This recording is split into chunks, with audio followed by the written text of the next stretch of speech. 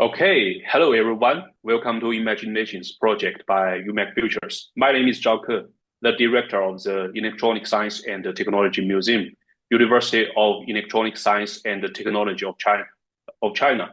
So I'm in Chengdu, China. I also work as a board member of UMAC and the chair of the UMAC Futures. As everybody may know, we started a series of online interviews from around the world since 2019, the Imaginations Project. For now, we have interviewed 25 colleagues from 13 countries. The project is kind of description and observation aiming to re-image and reconstruct the university museum in the rapidly change community. For each of, for each of us has great imaginations. We believe it brings more hope, energy, and vitality. So if you are interested, you could access all the recordings on the YouTube channel and the UMAC website.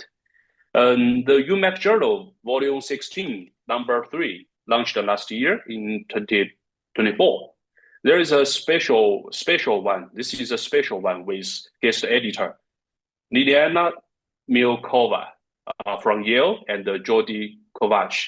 It is about STEM in the Art Museum, innovative pedagogies for the 21st century university. And we found a very interesting paper which tells us how undergraduate students do computer science assignments in an art museum. So impressive. It's written by Hannah Wirta Kinney and her colleague. So today we have Hannah here. We're gonna talk about the stories. Hannah is the head of education at the Yale Center for British Art, Yale University. Welcome to our imaginations, Hannah. Could you please introduce yourself and your institution? Sure. Thanks so much for this invitation and lovely to talk to you about that wonderful little essay that I wrote with Cynthia Taylor. So I'm Hannah Wirta Kinney. I'm currently the head of education at the Yale Center for British Art, which is one of the campus museums of Yale University. We were founded in 1977, and we are the largest and most significant collection of British art outside of Britain. We are a university museum, a campus museum. We serve the Yale campus, but we also serve 5 local universities, which are in a 10-mile radius from us, the local public schools, and our diverse community of New Haven. So that is the Yale Center for British Art. The article that I wrote was written while I was the curator of academic programs at the Allen Memorial Art Museum at Oberlin College, a small liberal arts college in rural Ohio, a museum that was founded in 1917, an encyclopedic collection that served the campus. Learning, curricular integration. We were really integrated into the teaching and learning there, and that learning environment was really unique to the project that evolved. So that's a little bit about me and my institutions that I have been developing this work at. Okay, thank you. Thank you very much, Hannah. And let's just get started. We have four questions, and we have enough time to share your thoughts about university museums and education. So the first question I would like to ask is, what is a specific project or program you are working on right now, and what is challenging, how to deal with it? Yeah. So I think for me that the question that always guides my work is one of relevance. How can we make Mhm. collections relevant to teaching, learning, and the understanding of ourselves? And I think in the curricular context and the academic museum context, we often think at art museums, right, that we are like here for the art history department. We are here for the art department. We might be here for the history department. Sometimes that takes a little more convincing, but usually we can get them as well. But I'm really interested in how we can think really expansively about how art objects open up different worlds of consideration and thought. And so for me, I've been thinking a lot about the habits of the mind that looking at art develops. So close observation, pulling out information, getting into the point of view and perspective of another person, and really kind of thinking about objects as full of data, full of information. I really think that the information rests within the objects. So that for me has been an opportunity to think about how you can connect with STEM disciplines. So, for example, in the database project that I did at Oberlin, like, how can a class that's about categorizing data come and use a case study of a museum to see how complicated objects are, to look closely and think about the information inside? I'm working right now on an article with some other colleagues from Oberlin about a series of computer science courses around game design, where we had students design games based on the museum, museum objects or ones that took place in the museum space. So we're thinking about these project-based learning projects that could happen in the museum. Here at the Yale Center for British Art, our collection is really strong in 17th, 18th, and 19th century British painting, which means a lot of landscapes, a lot of seascapes, a lot of pictures of the Industrial Revolution.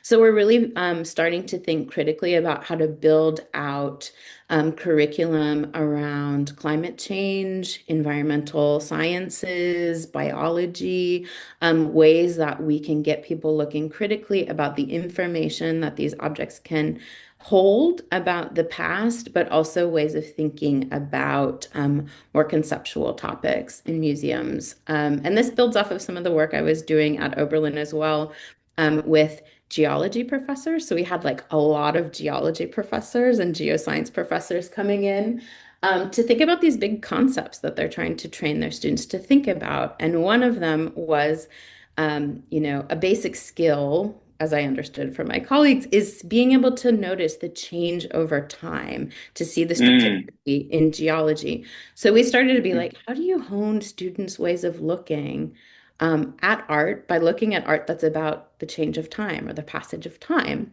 right? So we could look at photography, we could look at time-based media, we could look at paintings of landscapes and start to see like, where do we actually notice the change of time? And it allowed students to just like move into this more conceptual realm and to think about, okay, like, how do we really define those topics? So here at the Yale Center for British Art, I'm working on pulling together some convenings of faculty across different disciplines to kind of bubble up what are these most pertinent artworks that we could use for these kinds of conversations. And how I like to work with faculty is really like, I am the art historian, I am the museum person, I know about the art, you know about, geoscience, you know about climate change, you know about the science of whatever. So we find this meeting space where we kind of open up a new way of thinking about both of the fields. So nobody has to be the expert on the other person's field, but we mhm. have to kind of vulnerably enter into this space where we are both curious to develop out some of these projects.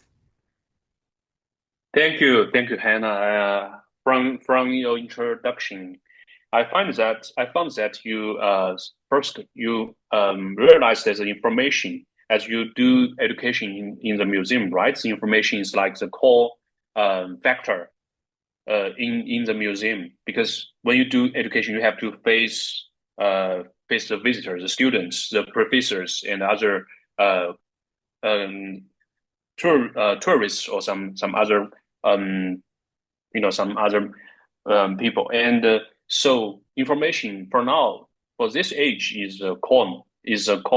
So we have to focus on that, and that's why you do the I think you do the database to help the student realize it. Yep. Okay, and second, yeah, and secondly, you are so proud of your connection. You are so confident of your expertise, so that you can cooperate equally with professors. So have the meeting space. Yes, Yeah. that's so cool. And I think the museum is the best interdisciplinary platform, so we can do everything, even though we just have a specific field of connection, but we can do everything.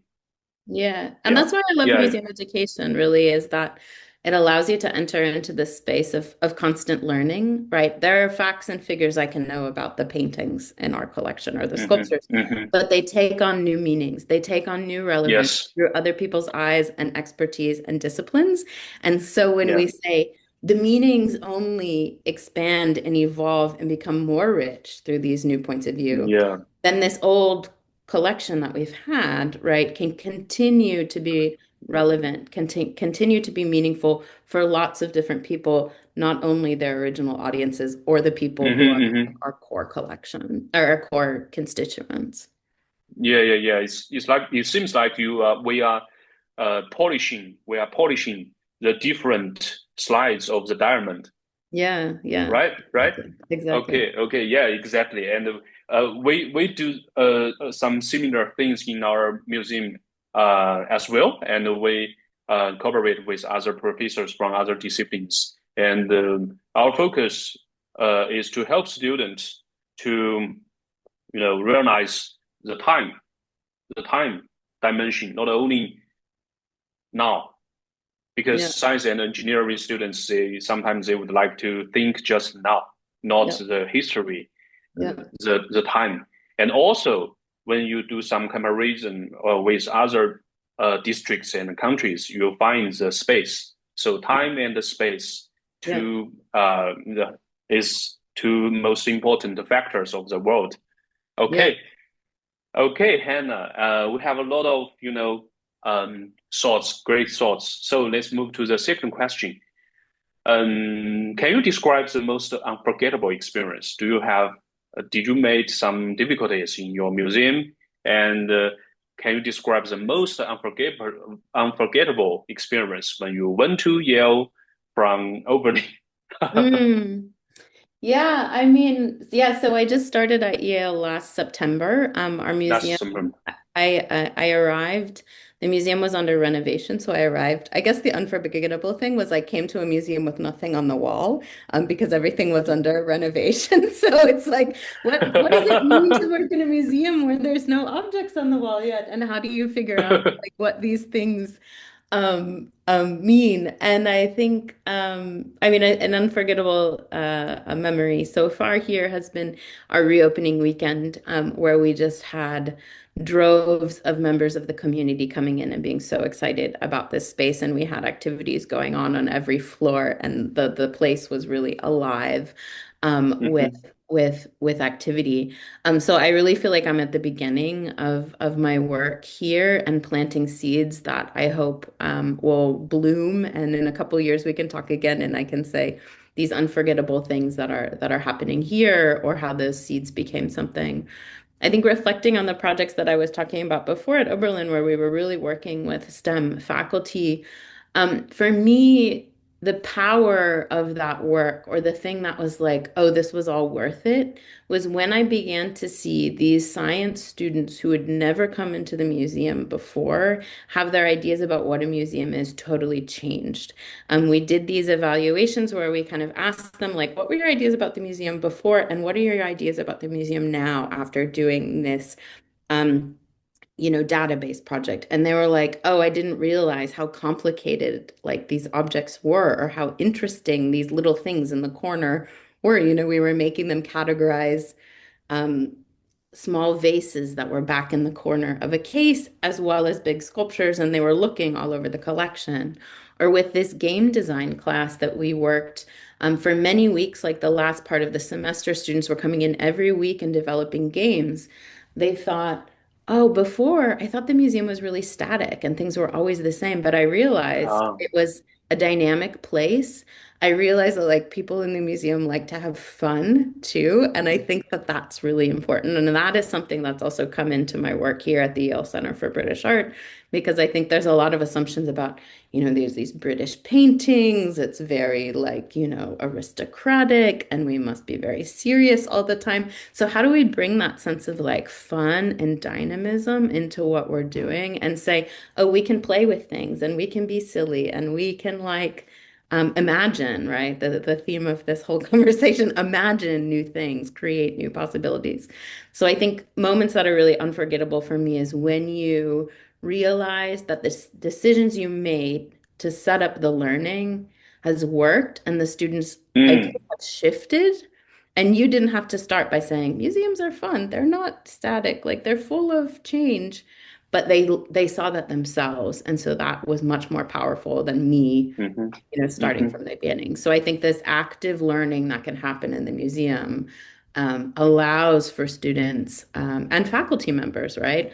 mm-hmm, Faculty members to realize that the faculty members that are like, my teaching has totally transformed by coming into the museum, mm-hmm. right? From going to like, oh, we'll come like 1 week to the whole semester is of a STEM course structured around a museum experience, right? That's incredible, right? That's That's like beautiful. showing an art museum is Yeah, relevant in the 21st century. yeah, and that's beautiful. That means the museum is the center of the university, Yeah, yeah, yeah, right? It's the center of the university teaching and learning, yeah, and yeah, that demonstrated that the museum is the best interdisciplinary platform. yeah. That's it. Yes. Okay. Thank you, Hannah. And let's move to the third question. Because ICOM Dubai 2025 is coming. It's in November, I think, and the theme in this conference is the future of museums in rapidly changing communities. And there are three sub themes. The first one is intangible heritage. The second one is youth power, and the third one is the rise of new technologies. What do you think of all the themes?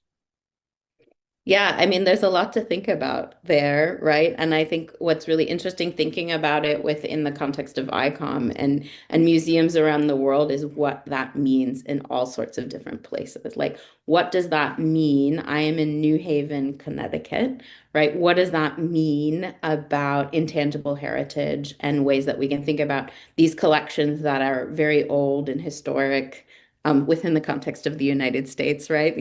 And Yale's history that we have here, but also these moments of bringing in intangible heritage, bringing in different ways of thinking about culture that might not always exist in our collection. So in the Yale Center for British Art, we're often thinking about how do we bring in food and storytelling and music as ways of interpreting our collections and bringing meaning to these collections.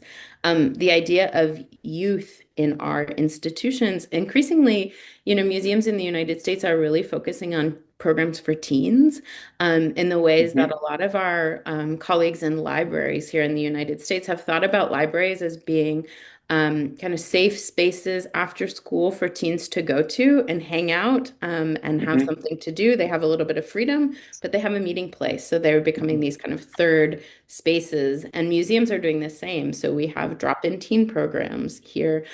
We have Hmm. at the Yale Center for British Art a photography program that teaches students about photography using our collection as the starting point. So how do we get students interested and invested in institutions? We think about that in, our students that we bring in.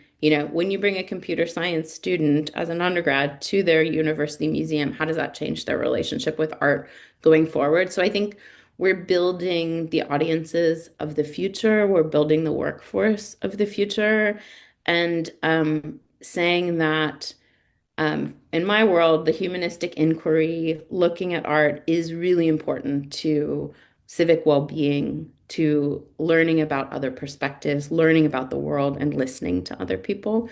So I think like Hmm. how we integrate that is really important. And then I think the rise of new technologies. I think a lot of my projects have been about how we can think critically about technologies and their relationships to art. So how can we Hmm.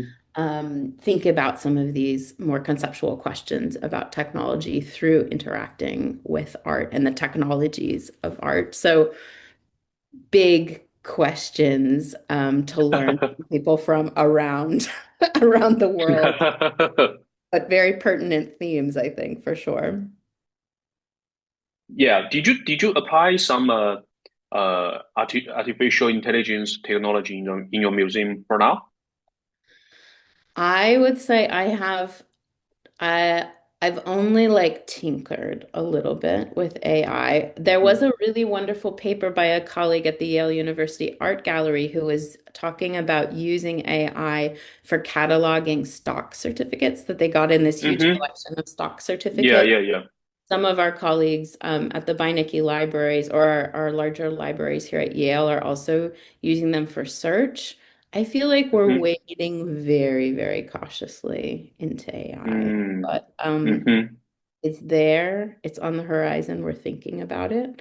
And I guess the thing Mhm. that I talk more about with faculty members who are worried about how AI is influencing how students write or don't write papers, Yeah. actually, objects are a great way to like stay away from AI writing the papers because it has to be based on their own observations, and there's not always a lot of data about our collection Mm. objects to have AI create something. So, how we can get them back working with objects, Mhm. I think, is an opportunity. So, I'm not an expert in AI yet. It's all right. It's all right. But yeah, and there will be a session, a joint session with Samuelsit, another international committee in ICOM. Mm, The UMAC and the Samuelsit will have a joint session. The mm, theme is connect the digital. mm. So yeah, indeed, we'll be trying to explore, have some exploration with the new technologies, especially AI. Yeah. Yeah, yeah, yeah. Yeah. And The new world. let's see. Yeah, let's see. Yeah, okay. And the theme of the UMAC this time is rapid change in higher education, the strategy, value of museums and connections. What do you think about it? Yeah, I mean, I think that what I love about academic museums is this way that we can be meeting points for voices from across campus and to put people into Mm-hmm, conversation in a way that they might not have ever before. mm-hmm, The artwork can be this anchor for different points of view. And so mm-hmm. I think, at Oberlin, that was a really powerful thing. In a small liberal arts college, we had only 2,800 students. It was a very small campus, right? Not as many faculty members. We were always the convening point of people coming together and being like, I didn't know Oh, you worked on that too. So now that I'm at Yale, a big university, I'm thinking about how do you do that in the same way? And what are the challenges of doing it in a large research university? Like, how do you pull people together? But we've been doing this already with faculty convenings where we're like, we want to talk about three objects, that are in our galleries. And we can think about, all sorts of different topics from, history to medical sciences to all sorts of different things. So I think the museums play a central role in bridging divides across disciplines, in being an experimental space, trying things mm, out, right? And mm-hmm, then I think there's also this really important role that academic museums play in the United States, especially. Often universities or colleges are in a town, and that there is some sort of a separation between the university and the people in the town, right? There's this what's called the town mm, town divide. And actually the museums, I think, are the meeting place for the university and the city as well. And in the same way that we want faculty to be meeting, can be a place where ideas from the university can flow out into the community, but I also really strive in my work to have ideas from the community to flow back in so that we are learning mm-hmm, from community partners who are working on these issues. When we have convenings around, the environment and climate change, like let's bring in some community partners who work on this issue as well. Or our social studies teachers who teach in the high school, like what could they be telling our faculty members about like the issues that high school students are learning about and thinking about. So I think we have a lot of value as meeting points, as conveners, as modeling ways of opening up ideas, about opening up conversations, and then I think also slowing down, right? Creating a space where we just like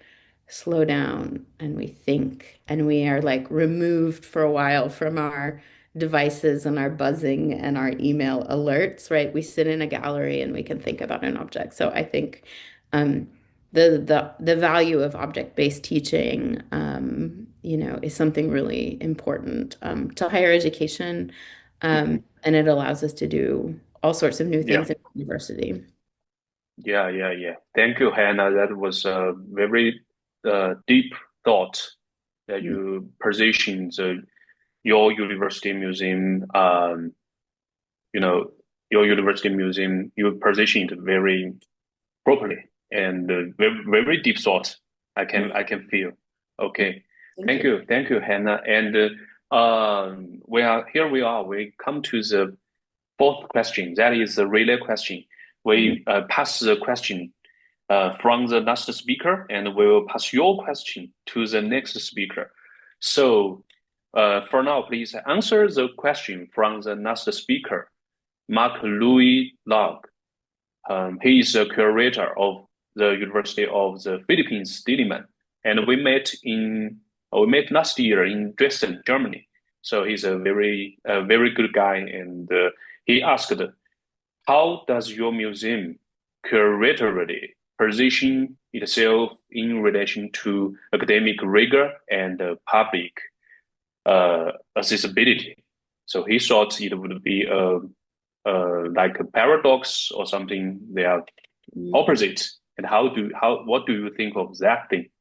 What Yeah, is your strategies? yeah. What are your Yeah, strategies? yeah, Yeah. yeah. I think that's what like pulled me into the field of museum education. I have a doctorate in art history. I have like lots of academic credentials, and I'm really invested in academic rigor, and deep research. But I find what's so exciting and what is so important about education departments is that they become the translators of those really rigorous ideas into languages that all sorts of people can understand. And Mm, so in my work, I have worked from, fellows and scholars all the way down to children, like 4-year-old children. And so there are mm-hmm, different strategies that we want to use for each one of those ages mm-hmm, to get to the concept. And so I think it's um, when we do a lot of research, right, what is the big idea? What is the big question? What is what I like to call the essential question? What is the essential theme? And we can put that as educators into different languages or different like mm-hmm, levels of engagement. mm-hmm, So it might be a scholarly talk for one audience. It might be a public program that brings in more popular interpretations of that exact same idea. It could be a community day program for families. We did this exhibition at Oberlin that was about witchcraft in colonial Latin America, and we wanted to think about what does it mean to make a potion. So we had like an herbal tea selection. So thinking about the power of herbs, right, allowed you to think critically about witchcraft as a concept. So, or art making projects, right, that help you really understand how is the artist getting to that idea. So, I think that academic rigor and accessible communication have to go together in a museum. mm-hmm, And then I would say that's why the education department is the most important department in a museum because they are the ones who are bringing that message out to the public. mm-hmm, And so mm, so in the same way that I think it's really important for me to have good relationships with faculty that I'm co-teaching classes with, it's really important for education departments to have really close relationships with the curatorial departments and the curators so that they're all thinking the same thing. They know what the message is. They know what is it that we want people to think about, to consider, to see this exhibition in their worldview. And so, like, if we're not accessible, then I don't think we're doing our job. Okay, thank you, Hannah. I think the answer is, Mark will love your answer. I'll tell him tomorrow. Tomorrow, I'll send you an answer. Yes, that's very good. Okay, so what's your question to the next speaker? I'm so curious. Do you Yeah. have any question? I think you have all the answers. No. I mean, I think that the thing that I'm always thinking about, going back to this idea that I said before about the real strategic value of academic museums is the way that we can be the meeting point between the academia and broader communities. And I think we often think about that as a one way. The university is teaching all these people these other things. I want to know what structures can we put in place to learn more from the communities that surround us? How can we Mm, learn from the places and the people that we are situated in outside of our university gates or our university doors? that's a brand new question. Never thought about it. Okay. Yeah, indeed. We'll see Okay, who thank has you. the answers. Yes, yes. And the key point is I'll find who to be the next speaker. Yeah, we have some candidates, but we are still trying to confirm. Great. Okay. Okay, thank you. Thank you very much, Hannah. And this has been such an insightful conversation with you. And thank you so much for sharing your deep thoughts. Hmm. And that wraps up our discussion for today. A big thank you to all of our audience for tuning in. And finally, UMAC Futures, we are coming. Please stay tuned until next time. See you.